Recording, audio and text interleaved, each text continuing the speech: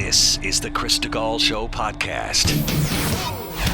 Okay, guys, let's just rip. And Chris Stigall. Chris Stigall. Chris, thanks for being with me tonight. Chris Stigall. I'm joined now by Chris Stigall. Now, he puts the broad in broadband. It's Chris Stigall. The Chris Stigall podcast is presented by usmedicalplan.com. Save big money monthly and get better health coverage at usmedicalplan.com. Well, it's Monday. It's Caucus Day. It's brutally cold. It is January 15th. Happens to be my son's birthday today. My oldest son, Will, turns 19 today. Happy birthday, William. Welcome into the Chris Stigall Show podcast. And we're going to do something unusual. I don't typically do this, but we had such great conversations today for the Iowa caucuses from Iowa. Matthew Whitaker, who represents Team Trump. He's the former acting attorney general. Steve Deace, who is a well-known talk show host, certainly throughout Iowa, and to many of you, probably, if you're a regular Blaze consumer. Glenn Beck's outfit, the Steve Deace Show. Steve's an Iowan, and he's been caucusing for DeSantis. Kathy Barnett, who, if you're a longtime listener, and those of you in Pennsylvania know her as a former Senate candidate, she is a Vivek Ramaswamy surrogate, and all three of them decided to give me some time today to talk about their respective candidates' chances and how they're going to do tonight in Iowa. They were also great, the conversations. I didn't want to squeeze or edit anything, so ahead of, I should say, after this show, so the show that's coming up here, the podcast you're about to hear, is today's news headlines. And then a little later, coming up, is part two of today's show. Those interviews that I just mentioned, that will be part two as a standalone podcast. So I don't know if I confused anybody or made things worse. But anyway, today going to be headlines and news of the day. This is podcast one that you'll be listening to here, followed by the next post, which will be a preview of the Iowa caucuses tonight and the respective surrogates. Okay? I hope that was clear. Thanks a lot for choosing this podcast and giving it 5 stars and a written review. That helps a lot, particularly as we head through 2024 and people are trying to find objective, honest sources of news and truth in 2024.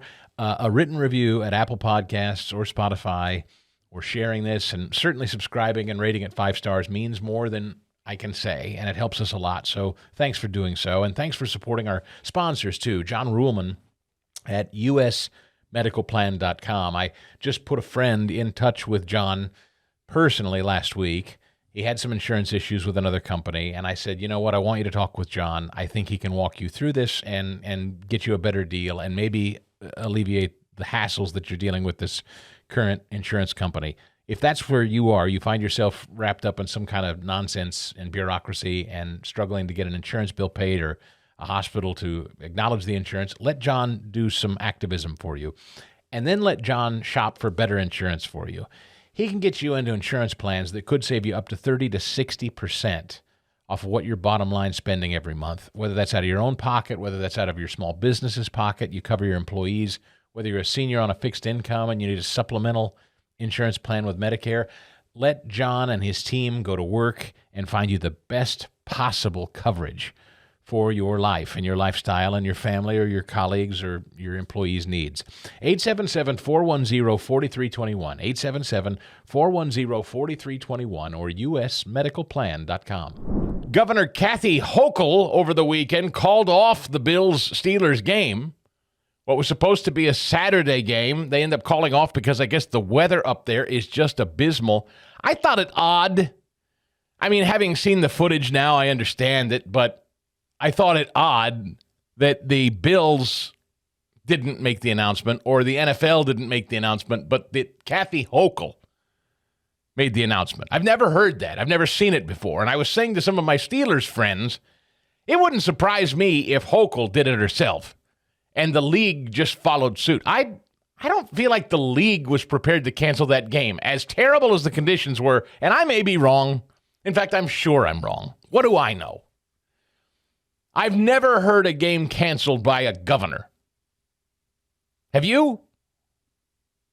No, because I remember famously here. Right. Wasn't Ed Rendell the one who was calling us wusses for not getting the Nation of Wusses. He wrote a whole book called Nation of Wusses after the Eagles postponed a game because of a snowstorm. That's exactly right. I've never seen it. And the league called that one. That was not, it wasn't the governor of Pennsylvania. It wasn't the mayor of Philadelphia. It was the league. And Rendell said, what? He was doing NFL commentary at the time. We don't cancel football for snow. And the Bills, here's what was so strange about it, was heading into Saturday, the Bills Mafia was being paid $20 a head. Bring your shovel and start digging, which I guess is still the case up there. But I thought to myself, why? Like, if you're going to cancel the thing, if the weather's so bad and intense, like, why would you be paying people to come in Friday into Saturday to shovel ahead of time? It didn't make any sense to me. Like, why wouldn't you just say, okay, we're going to wait this out till Monday? And then I hear midday Saturday, Governor Hochul calls the game. So, I don't know, neither here nor there. And I guess the drama was the Steelers hadn't even boarded their flight. The Steelers fans out there are fit to be tied because they feel this does nothing but benefit the Bills and nothing but hurt the Steelers, who were, I think it's fair to say, going to have a tougher hill to climb this afternoon than the Bills will at home. But and then the Eagles head to Tampa Bay, which they probably got the best assignment of all the weather. I see that 75% of the country, folks, 75% of the U.S. population will experience temperatures below freezing over the next 7 days. This from the Associated Press. Just through Tuesday, more than 250 daily cold temperature records could be broken from Oregon to Mississippi.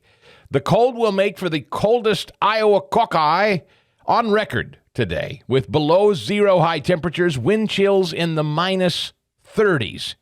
People in Dallas, Nashville, and Memphis woke up to temperatures in the teens on Sunday. By Tuesday, those same temperatures arrive for Atlanta, Montgomery, Alabama, and Shreveport.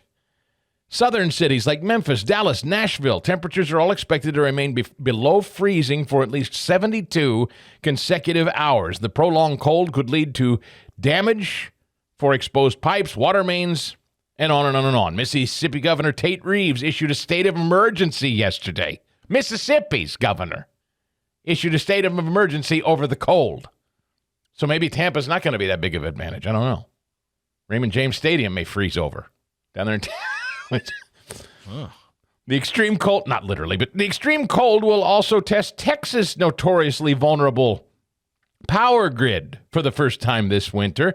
Plummeting temperatures will increase power demand on the grid enough that the state's independent grid operator issued a weather watch warning. A wind chill as low as minus 71 degrees reported in Montana Saturday. Minus 71. With the cold air in place, a new system will move into the Rockies, blah, blah, blah, blah, blah. How would you feel about having an electric vehicle right now?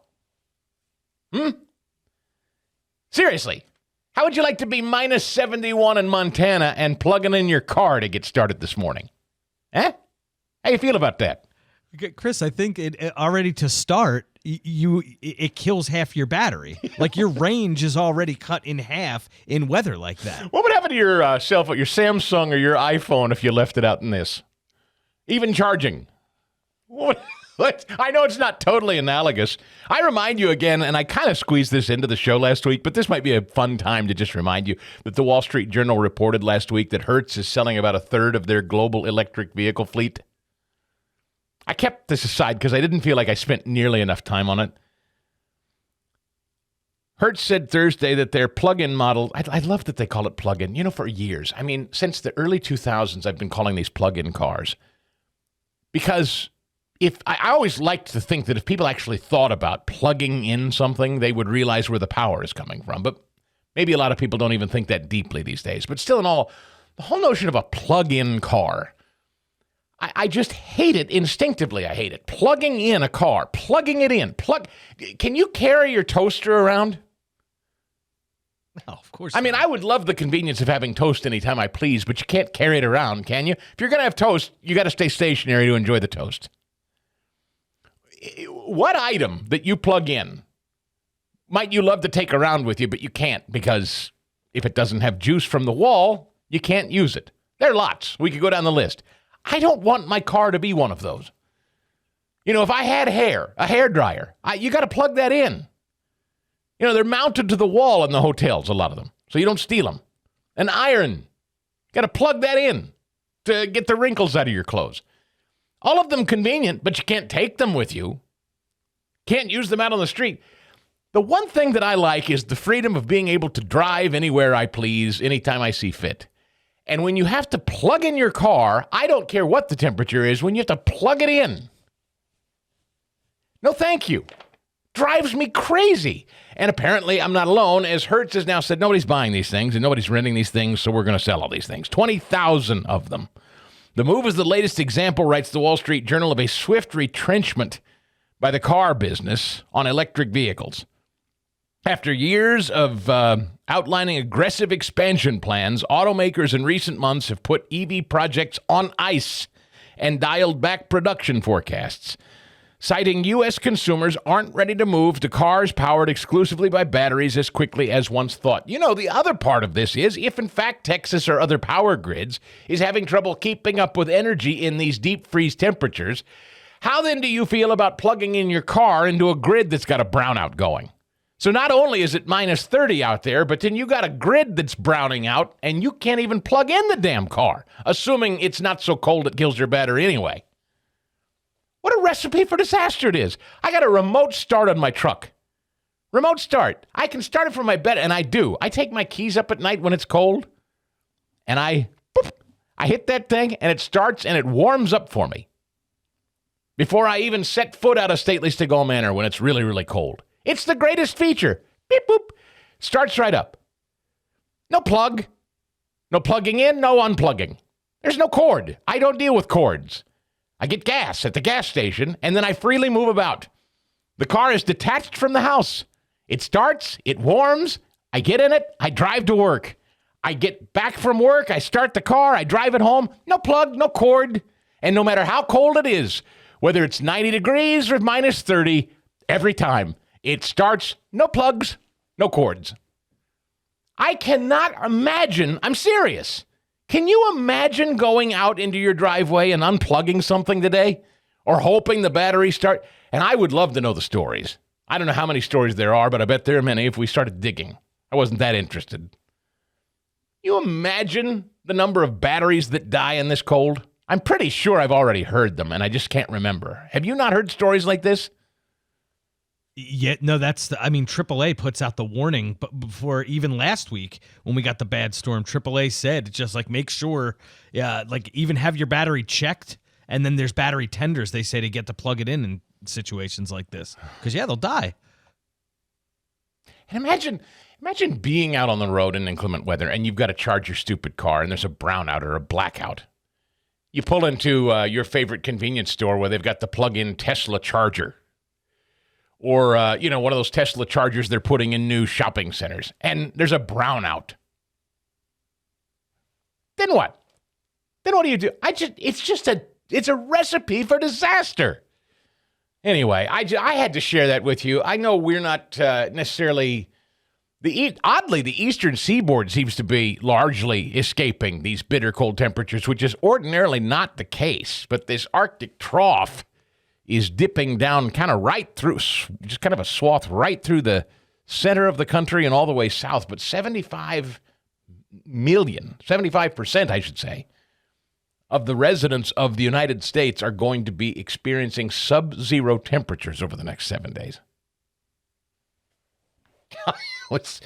And John Kerry, maybe this is why. This might explain it. As 75% of the country is now freezing to death abnormally, the climate czar has decided, Horseface has decided he's stepping down. U.S. climate envoy John Kerry plans to step down from his post, says a source. Kerry leaving the position after 3 years as the helm of the U.S. climate diplomat under the Biden administration. Source close to Kerry said he will still attend the World Economic Forum in January. Well, of course he will, because you got to get those private flight miles in. Who wants to miss a Davos, Switzerland trip? Oh, don't worry. Before I resign, I'm definitely going to make it to Davos for the World Economic Forum. I wouldn't miss the opportunity to fly private to a globalist convention where I tell everybody how to live their lives. John Kerry, climate envoy. Right. 80-year-old former Secretary of State, Democrat nominee for president, led 3 international climate summits, the most recent of which was held in Dubai. Remember that? We talked about that with great laughter and irony as the sheiks, the oil sheiks that were hosting it there in Dubai were like, I think oil's pretty sweet, actually. Maybe we should not stop drilling for oil. And this is proof positive. We are in a bitter deep freeze. We're not warming any damn thing. We're in dangerous cold. People die in minus 70 temperatures, folks. Minus 70, 7-0. You can't even comprehend that kind of cold. It's not even this cold in Alaska, which is where Dr. Gorka and I will be. It's very hard to pitch an Alaskan trip, by the way, when 75% of the country is in a deep freeze. I'm mindful of that. But trust me, in July, Alaska's not going to feel that way. You're going to love Alaska in July. I'll tell you more about that later. All right, so it is the, as Rush used to call it, the Hawkeye Caucus. The Iowa caucuses are today. Trump's wearing his Trump caucus captain. I love that hat. It's hilarious. In gold lame letters on his white hat. Trump caucus captain. We are going to be talking with representatives of the 3, according to polls, supposedly leading candidates today. That is, of course, the Donald Trump campaign. Matthew Whitaker, former acting attorney general, who is a Trump surrogate and an Iowa homeboy from way back. Matthew Whitaker will join us today. I saw him out on the stump yesterday, firing up some crowds. Our old friend Kathy Barnett is going to be back. You know, she's been working tirelessly for Vivek Ramaswamy. And again, I don't follow this stuff, but apparently over the weekend there was some jawing finally. The dam has finally broken. I don't know if it was a soft alliance or a silent alliance. I don't know what you want to call it. Trump and Vivek have not been firing shots at each other. And now the Trump team is firing at Vivek. Vivek said something. Fascinating. Did you hear what it even was? Again, I don't concern myself with this because internecine battles bore me to tears, so I just don't follow it anymore. I really don't care. People sending me notes saying, did you see what Vivek said about Trump? Did you see what Trump said about Vivek? I don't care. I just don't. But supposedly it was something like Trump needs help. The Trump team got very offended that Vivek was making it sound like Trump was somebody they needed to pity, like a wounded animal or something. Did you catch it? Just from what I saw on social media, yes. So when at an event, Vivek is saying, yes, save Trump, and Trump pretty much fired back on Truth Social that I don't need saving, and he hit DeSantis, Vivek in the process. Vivek was telling his audience to save Trump from what? The lawfare that's going on? Save him from the... Okay. So he just... Okay, I see. So Trump's team and Trump himself wounded their ego wounded a little bit that Vivek was treating him like he was some kind of sad, helpless, flailing, wounded animal in a trap and needed everybody's pity and help and assistance. He didn't like that, so he fired back to show how strong he was. I got some people that said they didn't like that at all. Vivek's not done anything wrong. Vivek's doing nothing but being nice and supportive to Trump. There's no need to attack Vivek. And this is, a lot of Trump haters, people who have been never Trump throughout this, people who are on the DeSantis bus or the Haley bus. You see, no one is spared. He's now finally even come for Vivek. I don't know. Kathy will be with us today to talk about the Vivek campaign. And then we did reach out to the Haley people. Interestingly, there is no Haley fever. Or at least there's none willing to spread to this show. No availability from Team Haley, but Team DeSantis is available. Steve Deace, colleague of mine, talk show host in Iowa, has been for many years. He's part of the Blaze, and he's also on Team DeSantis. So we tried our best to get the leading voices represented here today before the votes are cast there in the Caucus. Haley supporters, according to Mediaite, an Iowa poll in the Des Moines Register, voters who support Nikki Haley today as the GOP nominee are twice as likely to support who, do you suppose, if she doesn't win? I bet you could guess. Just think about it for a minute.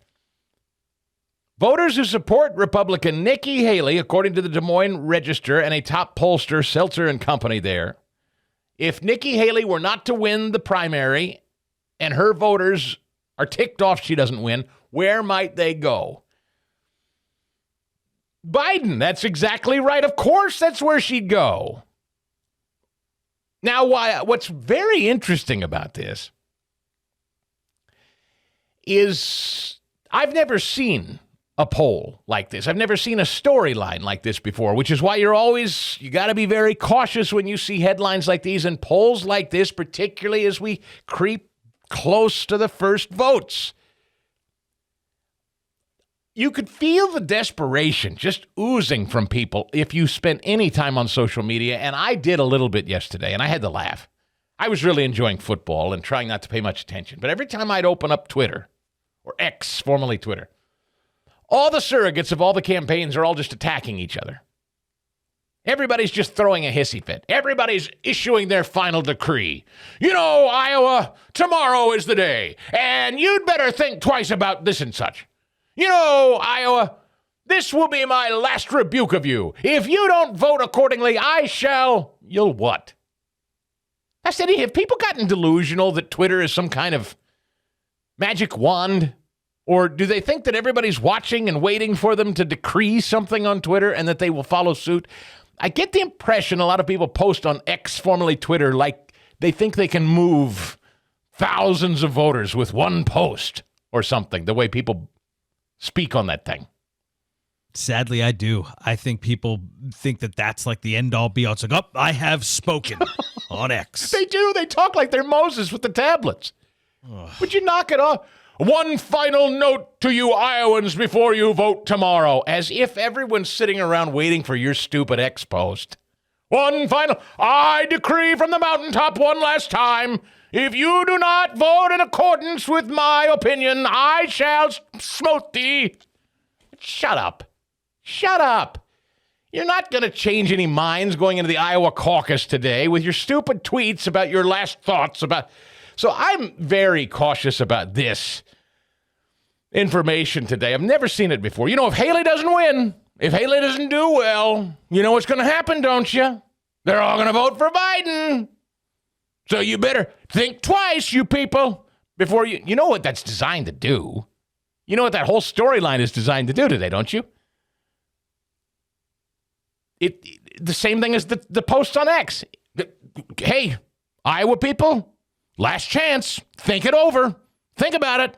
You do what all these polls say you're about to do. Now, here would be the other news story, is if the polls have all been, in fact, as many people that support, for instance, DeSantis think, the polls have been widely blown out of proportion, and let's say Haley or DeSantis has a huge day today, and Trump does not end up finishing as strong.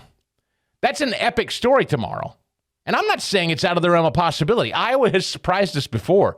I have no idea. I have no way of knowing. All we have are polling information. That's it. Polling information says Trump's going to have a huge day today. So that means that's kind of what everybody's bought into, which means everybody's reacting that way. And that's what you're seeing. Most of X and most of these stories are all geared to, you Iowans are about to choose Trump in a landslide. And one last time, you've been warned. I'm telling you, if you end up making Haley third, you know what's going to happen? All those Haley voters, you know what they're going to do? They're not going to vote for Trump. They're going to go help Biden. So you better think it over. You get it, right? That's what all of this is. It's to warn Trump people one more time. Don't you do it again. Don't you make that mistake. I'm warning you. I have polling data. They'll go to Biden.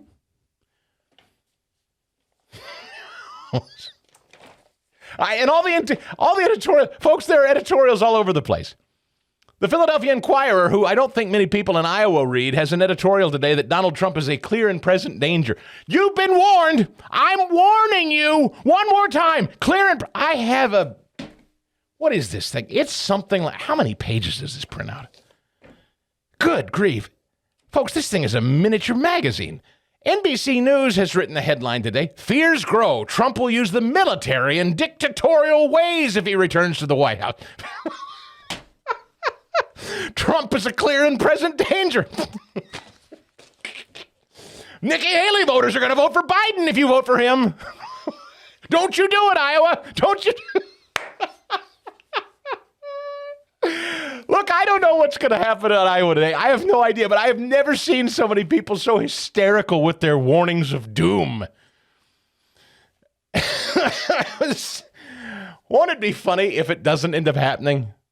I mean, not funny, ha-ha, but funny, ironic. Won't it be interesting if all of this talk about Trump being up 40 points or whatever isn't real at all, and it is actually a horse race tomorrow? I don't know that that's what's going to happen, but it could.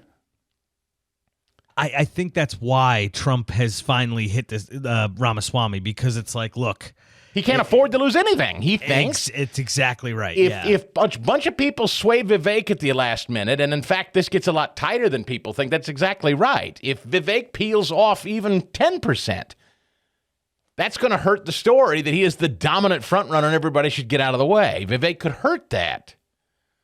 So, yeah, that's exactly right. I don't know. I have no idea what's going to happen. I just think it's hilarious that everybody's warning, impending doom if you Iowans screw up today. He's been singing about it and talking about it on TV for over 20 years. The best night's sleep in the whole wide world. Mike Lindell and the MyPillow folks have been obsessed with giving you the best night's sleep of your life. And they started with the pillows, but man, have they expanded to so much more. And they're having a huge sale on one of the components that helps us. Christina and I sleep like babies on these Giza Dream Sheets. I got to tell you, we own 2 sets of them. We're never without the Giza Dream Sheets. So when we're washing one set, we've got another set right there to go. It's crucial for all of us to keep healthy and get a good night's sleep. And so not only do these Giza Dream bed sheets come to you right now at an incredible sale price, but they also have that 10-year warranty. Now that matters. That says Mike believes in these quality sheets so much that if for some reason they fray, they wear out, they don't hold up, which they will, but if they don't, he'll replace them for up to 10 years. You even get a 60-day trial on these sheets. If you're not happy with them, send them back and he'll refund your money for up to 60 days. They come in a variety of sizes and colors.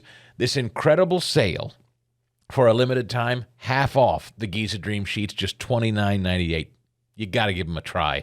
MyPillow.com. Click on that radio or podcast square and use my last name, Stigall, as your promo code, Stigall, or Chris, whatever. Or you can call them today at 800-932-5056. Use my name, again, Chris, or Stigall, or both. Just make sure you use the name so that you get the big discount code. MyPillow.com, click on that podcast square, promo code Stigall. You'll get that amazing discount, and you'll also get it on not just the sheets, but the mattress topper, the MyPillow 2.0 pillows, the kitchen towel sets, even the flannel sheets, and so much more. 800-932-5056. Use the promo code Stigall when you call them and tell them hi, tell them Chris said hello, or go to MyPillow.com, same promo code, Stigall. How many people are taking the day off, you suppose? A lot. Yeah. You know, I It's know. a day of service, Chris. Right, well, that's right. That's right. It is, of course, a day of service. A day of service. Martin Luther King Day. The left long forgot the virtues of Martin Luther King. Content of character over color of skin. Who needs that? We're all about color of skin now. Identity politics rules the day. So much so, in fact, if you commit crimes, it's okay, because, hey, I'm a black lady. This is the defense of Fanni Willis, ladies and gentlemen. If you didn't hear it over the weekend, old Fanni has broken her silence. You don't like when a Fanni breaks silence, do you? That's usually clear the room. Fulton County, Georgia District Attorney Fanni Willis over the weekend defended the qualifications of her boyfriend, Nathan Wade. That's the way every one of these stories should read, by the way. Not special prosecutor Nathan Wade. Fanni Willis defended her boyfriend she's been paying on the side, Nathan Wade, who happens to be a special prosecutor. Who, by the way, they've been digging around on him a little bit over at Breitbart. Embattled special prosecutor Nathan Wade accused of having a romantic relationship with Fanni. His firm allegedly billed Fanni's office $6,000 for 24 hours of work in a single day, November 2021. Not a bad day's work. On November 5th, 2021, days after his contract commenced, Wade's law firm billed Fanni's office for a full 24 hours, $6,000 of work in one day. Over the long year-long time frame, Wade received $300,000 in payments from the contract and another $173,000 over a subsequent contract that ran from November 15th, 2022 to May of 23. $700,000 in all Fanni gave her boyfriend. And then, of course, as you know, Fanni and her boyfriend, Nathan, were taking exotic trips and flying all over the country. So you see how it works. Fulton County, Georgia taxpayers, their dollars go to Fanni's office. Fanni then is billed by her boyfriend, Nathan, for $700,000. So ostensibly, the Fulton County, Georgia residents are paying Fanni's boyfriend $700,000, and then it's a money laundering operation. Fanni and her boyfriend are taking all these exotic vacations. See how it works? It's pretty easy, not hard to understand. But on this Martin Luther King Day, let us remember the plight of the black woman. All the glory I receive, it's His grace, not a perfect me. We are at a time in history, people. Hear me on this. We are at a time in history when you can no longer sit back and just let other folks do it. What does that even mean? You cannot expect black women to be perfect and save the world. The Lord is completing us. We are not perfect. We need your prayers. We need to be allowed to stumble. Preach. We need grace. With that kind of support, we will move mountains and do Jesus' will. Stumbling all the way. Stumbling all the way. So his flawed, hard-headed, and imperfect child has a message for each of you today. Please find a way to do your extraordinary, God-given assignment and make this community and the world a better place for all of his people. See, it is never about who you are. It is always about the great I am and who he is. See, we are all flawed, sinners, unworthy, imperfect, damaged. Yes. But we are qualified upon his call. Oh, hallelujah. Common ground with people of all different ideologies. If you simply commit yourself to being obedient and steadfast in your efforts and his word. If you commit yourself, God will turn your hard-headed self into the extraordinary for his kingdom. Thank you. Oh, amen. Hallelujah. What a revival. That was Fanni speaking over the weekend. What was that? Was that the, I forget, that was the famous, is that where Hillary did her I ain't no ways tired? Same with Biden? Oh, at Big Bethel? I think that's where it was. I could be mistaken. I don't know. Wherever Hillary goes and puts on that phony accent. I ain't no ways tired.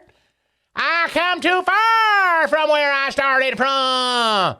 Nobody told me the road would be easy. And these people in this church, no matter who says what nonsense, they're all, right on, amen, This is a woman who just took taxpayer money and paid $700,000 to her boyfriend and then traveled on it. Hey, I am a black woman and I make mistakes. All right, amen. And the Lord knew I was going to take exotic vacations on taxpayer money. Oh, yeah. You know, it's interesting. I just happened to be spending some time yesterday. Literally, this is total coincidence, and it's very funny that I happened to spend just a little time yesterday in 2 Timothy. Take a look at it. 2 Timothy chapter 3. You want it? It's pretty good. You'll like it. Know this.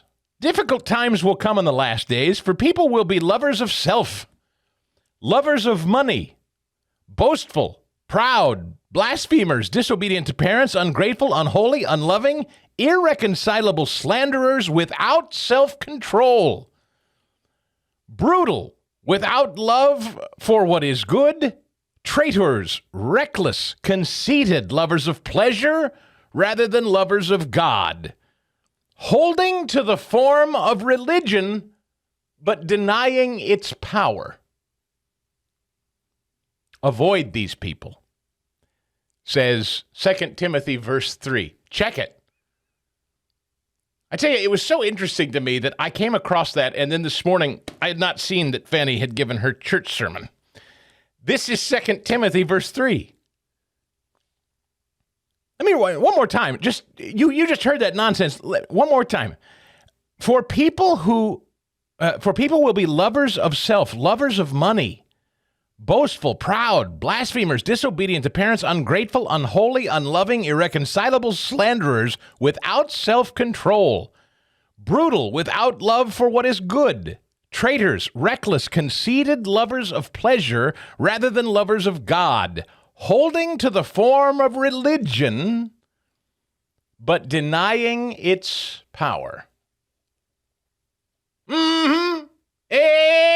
All right.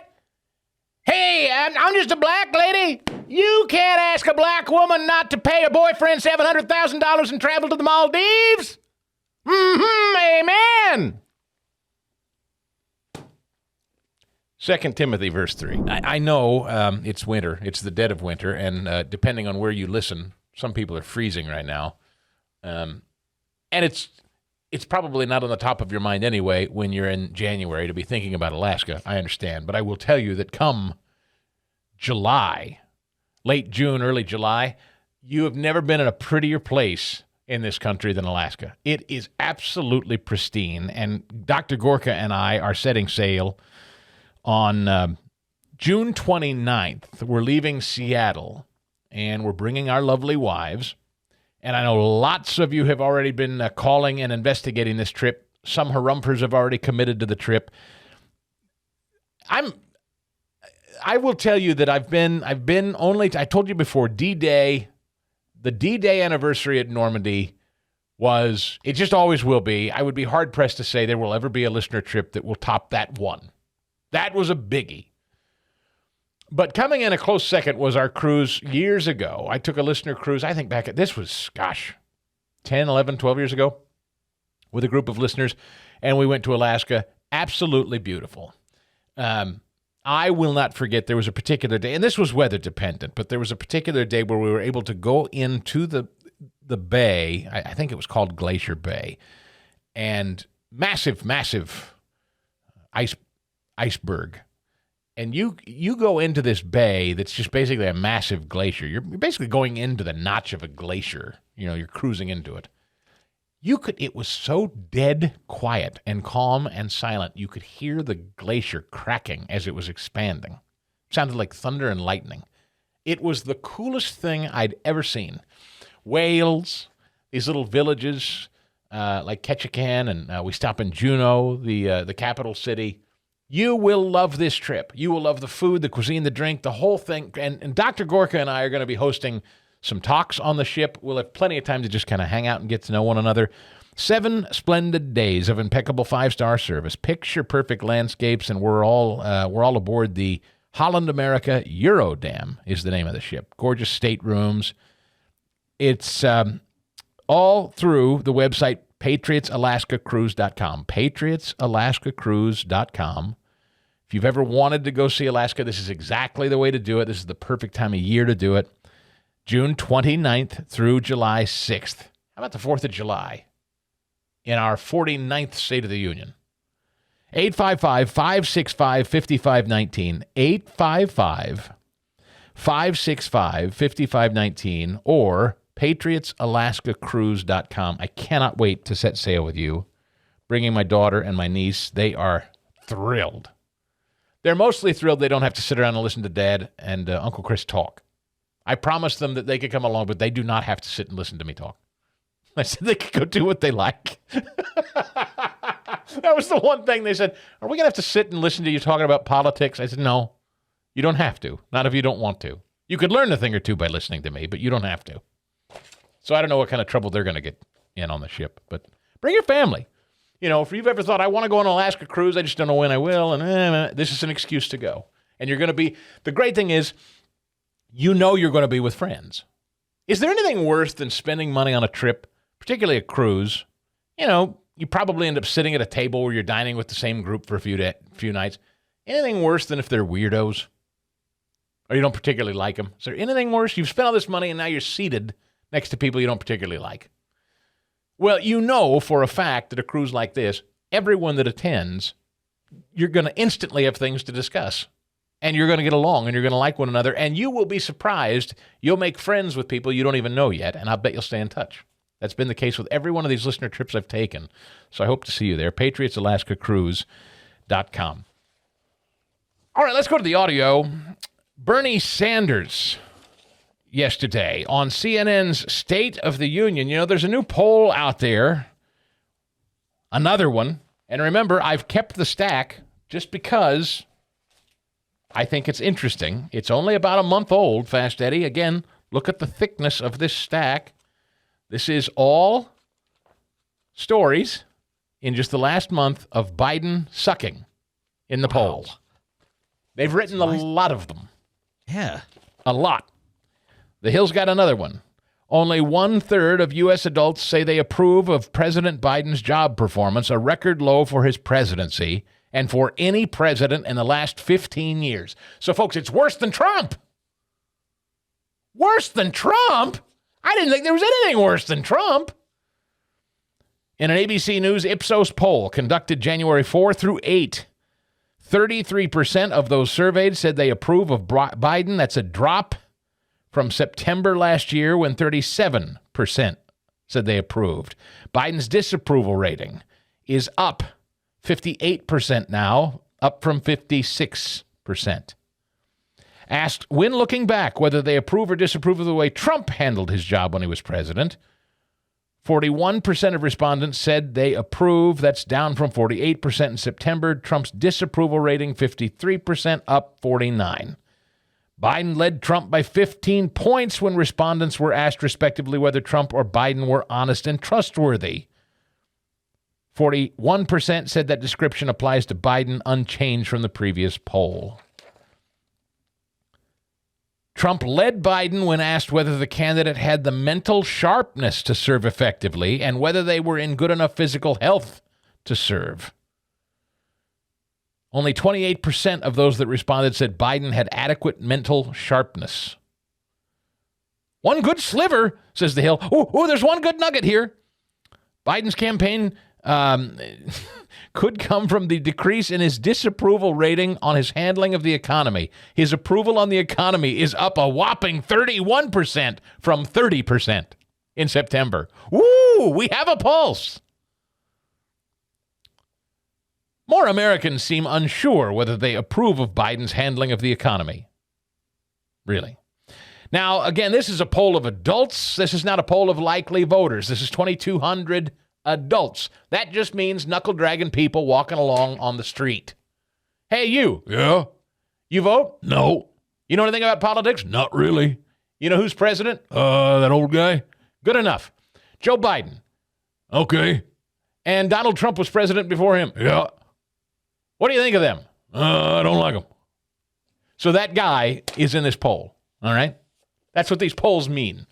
But the reason I always find it interesting when they say that Biden is so disliked among adults, that's knuckle-draggers, people that don't probably even participate, which I actually think is sort of more representative of the feeling and the sentiment of the country, but not necessarily representative of who's motivated and shows up to vote, I stipulate.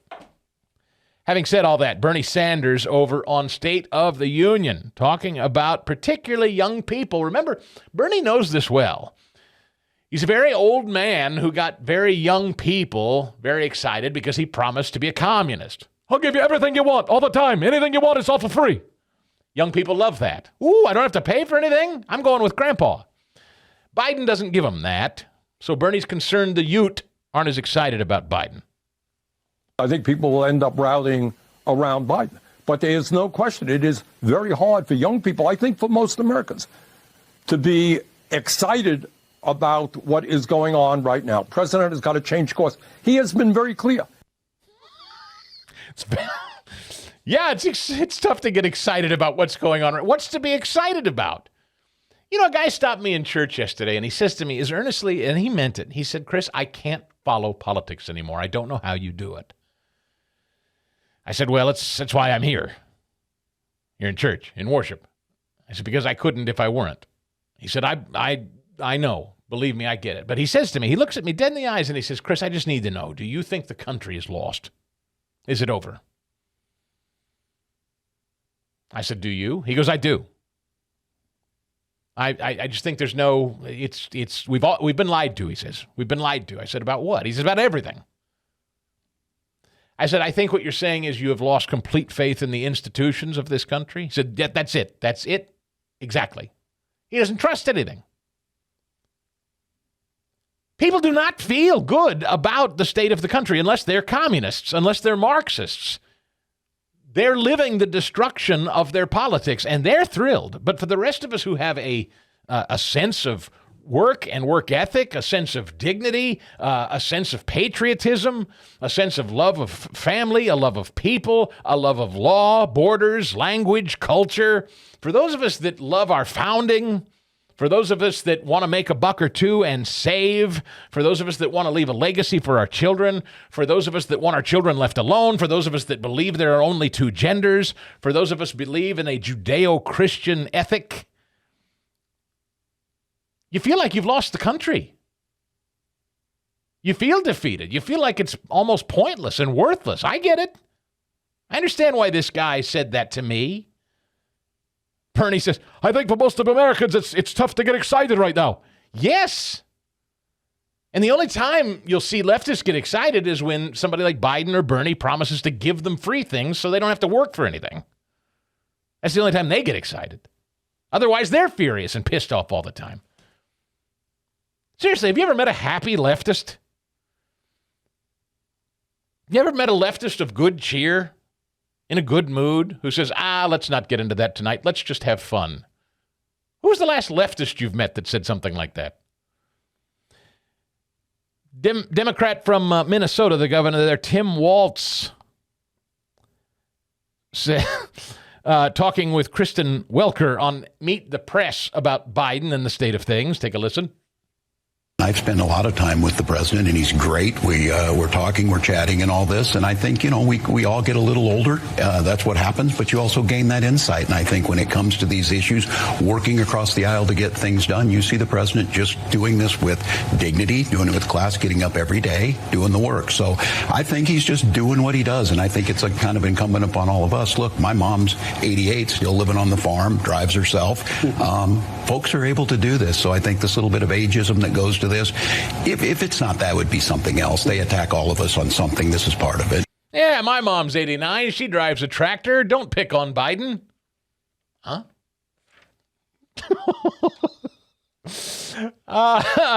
Little more of this. How about the border while we're at it? This was another subject that was coming up. I'll get into Pritzker in a minute, the Democrat from Illinois. But Waltz is asked about the border. You Democrats, we got a problem down there because, guys like John Fetterman think there's a problem. How about you? Do you think it's a crisis, what's happening at the border? Well, I think it could be fixed. I think crisis is, we certainly have these. I don't want people living outside Minnesota right now. I think there's the humanity piece of this, and then there's the right that every sovereign nation has the right to control its borders, as we should. More could be done, but they're doing nothing. Congress is doing nothing. The president is asking for more aid for Border Patrol, not getting it. But do you think the border's secure? I think the border, with the folks who do the work down there, are doing a great job. Could we do better? Absolutely. Isn't it unbelievable that these Democrats are so loyal? This is what I'm talking about. Democrat loyalty to one another. We are seeing record inflows. We're seeing, I got a friend, an engineer friend, and by that I mean train engineer, who showed me a picture. He sent me some photos of his train line, his company down there in Eagle Pass. Just mounds of illegals piled on top of train cars. The train, if you've ever seen a train just stretching for yards and yards and yards, illegals just piled on top of the train cars going for a ride. We know the border's overrun, and yet here's this guy, this Democrat, Tim Walz. Well, we could do better. Congress, needs to This also came up with J.B. Pritzker. This is that big fathead from Illinois, one of the most radical governors. You know, I know a lot of people think that California or New York or even Phil Murphy's New Jersey is the most radical left-wing place in the country. It often gets overlooked, but the most radical lunatic of all of them may well be this one, J.B. Pritzker, who is mad, get this, he's mad that people like Greg Abbott are sending illegals to Democrats. Take a listen. Not enough has been done. There's no doubt about that. And I think that the president needs to do more. The Congress needs to do more. Cities out here that are the target of this political game that Governor Abbott is playing are suffering. And here in Illinois, it's minus 29 degrees outside with the wind chill. We have migrants that arrive from Texas virtually every day, hundreds, and we don't have places to put them. We don't have enough shelter space here. There are plenty of other cities where, you know, if he's going to send people, they could be sent. But no, he's choosing only Democratic states, Democratic cities. Oh, isn't that a shame?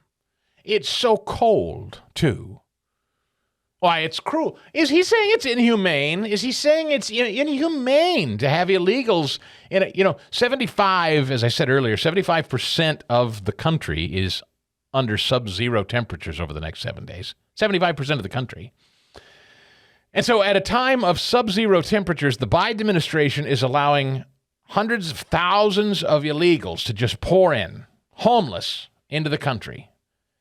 Abbott, then, he's the governor of Texas. They're all pouring into his state. He said, well, I'm not going to take them all myself, so he's shipping them to Massachusetts and New York and Illinois and Pritzker. It's inhumane. That's mean. You're just picking on us Democrats. That's cruel. That's mean.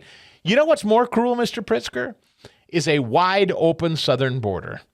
And you and Governor Walz, your neighbor there in Minnesota, you won't say what you know is true, that you're purposely leaving this border wide open. You're allowing these people to pour in, and there is nothing more cruel and there is nothing more inhumane than allowing millions of people to come here with no home, no hope, no nothing, put them in tent cities. And then, as we saw with Eric Adams, take over our public schools. Kick kids out of their public school because we need to house migrants when the weather gets inclement. Your party, Mr. Pritzker, Mr. Walz, your party is allowing the country and your cities to be overrun, not Greg Abbott. A little more from Pritzker as Jonathan Karl asks him about Biden sucking so much in these polls. Over the course of an election year, as the economy continues to improve, you're going to see poll numbers improve, too. Well, let me ask you about those numbers because they aren't improving. In fact, they seem to be going in the other direction. Our poll this morning has Biden's approval rating at 33%. That's historically low for him, low for an incumbent president. It's at 15 years since we see numbers that low. And on the economy, it's even actually worse. Only 31% say that they approve of Biden's handling of the economy. How does he turn that around? Well, I will say I think your poll is a bit of an outlier, but here's what I'll tell you. This battle hasn't even been joined yet. You've got a bunch of Republicans, MAGA Republicans, espousing things that are not good for the American public that are on the stage now.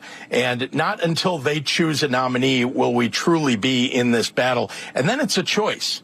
It's a choice, again, between two visions for America. And Joe Biden has proven that he's the one standing up for working families. He's the one standing up for the rights that people view as fundamental. You were just bitching about your state being overrun. Their reproductive rights, human rights. And so I really believe that this hasn't seen the day yet where you've got a true contrast between a Republican on one side and a Democrat on the other.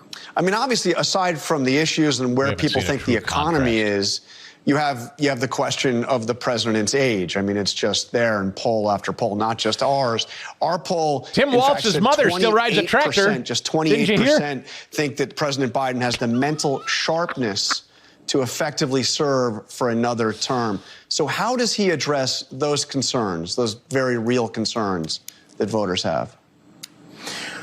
maybe we ought to start by just acknowledging that Joe Biden has years of experience. Oh, no. That when you talk about someone's age, you're also talking about the wisdom that they've gained over many years and how they've demonstrated their... I can't listen to any more of this.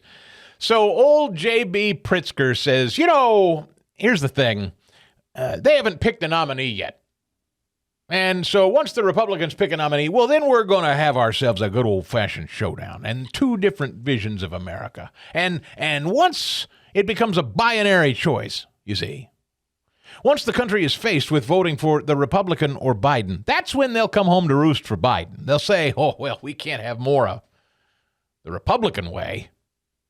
Law and order and a better economy. No, sir. He was just belly aching about his state being overrun by illegals. By the way, Pritzker, I don't know if have you seen, I've asked you to do this before. Have you Google image search J.B. Pritzker's sister? Fast Eddie. And here's a hint before you do it. J.B. Pritzker's sister used to be J.B. Pritzker's brother. Now, if you've seen J.B. Pritzker and you're curious, I'll just tell you, those of you that can't Google image search right now, J.B. Pritzker, governor of Illinois' sister, used to be his brother, and his sister, I'm putting that in air quotes, basically looks like J.B. Pritzker in a dress and a wig. It looks like if you took J.B. Pritzker and dressed him up as a woman, that's what his sister looks like. Very reminiscent of Admiral Rachel Levine. So he has mental health deficiencies running through his gene pool. We've learned that as much as well. Why are the Pritzkers insane? Why is Illinois being governed in such a crazy way? Well, take a look at his sister. First of all, the apple doesn't fall far from the tree. So the governor is probably just as mentally deficient. Isn't she pretty, Fast Eddie? Very much so. I will say nice things. What's her name? What do they call her? I forget. Jennifer Pritzker. Jennifer, sure. Jennifer. She's the belle of the ball. Seriously, does not... you ever seen John Candy in sketches where he dresses up as a woman? Yes. It's like John Candy dressing up as a woman. Hello, Jennifer here. Hello, it's Jennifer Pritzker. Look at me. I'm wearing a beautiful dress and my wig. It's like J.B. Pritzker ran. It's like, do you ever see those two in the same room at the same time? Right? It looks like he could run in the back room and change and then come. Hello, I'm Jennifer. It's like Mrs. Doubtfire is what it looks like to me. Like if J.B. Pritzker was playing Mrs. Doubtfire, that's what it looks like, the sister, Jennifer. The Chris Stigall Show podcast.